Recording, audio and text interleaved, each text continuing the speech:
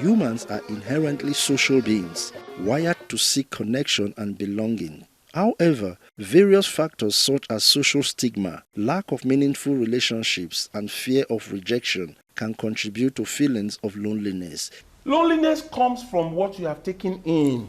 It is not what you say and what happens in your environment that you see and hear. It's a combination of what you have already taken in, your experience that you have built over the years, of what you have heard, what you have felt, and what you have seen. So when people are reacting to loneliness, they probably are reacting to what is inside them, not what they are seeing outside. So if you want to know what causes loneliness, you have to ask the person questions. As a counselor, I have seen a lot of people who opened up to tell me about the walls, what creates walls in them. So when you see somebody manifesting loneliness, go close to the person and ask questions. If you are able to ask the right question in an empathic way, you might get the person opening up to you and you'll be able to solve the problem. The loneliness parents feel when their children grow up and leave home is an experience that many face as part of the natural progression of life. While it may seem inevitable, it is not insurmountable. Parents should not attach themselves to only their biological children. Growing up, our parents are parents to almost everybody in the environment.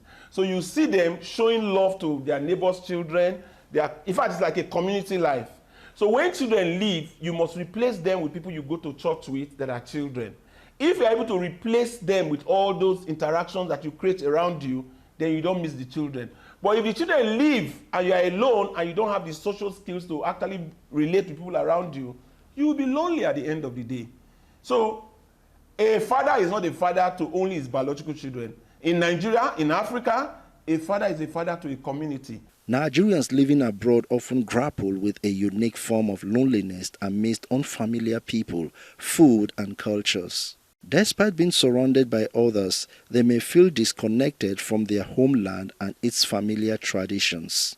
Every society has a way of checking themselves from creating loneliness. In Nigeria, we don't have old people's home. In a civilized environment where your children leave you, you actually can be very lonely. And what a lot of them do, and government has provided for them to ensure that people don't get lonely and die, is to create old people's homes. So when you know that you have gotten to the stage where you don't have anybody coming to ask for you, you retire and call government to take you to one of the old, and they put you in a hostel where you have other old people. And in those environments, they will play games, they watch films together, they do until they die. That environment has created, but in Nigeria, it has not been created. You must create consistently the people that will be around you, and you must know how to network with people around you.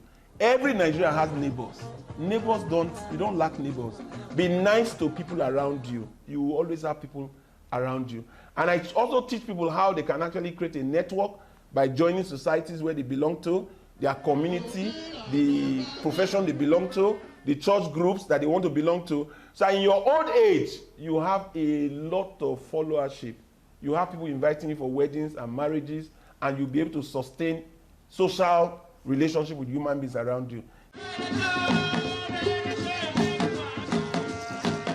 In Nigeria's culture, the concept of community and interconnectedness is deeply ingrained, emphasizing the importance of collective support and shared experiences. If you are working in an office, relate well with people.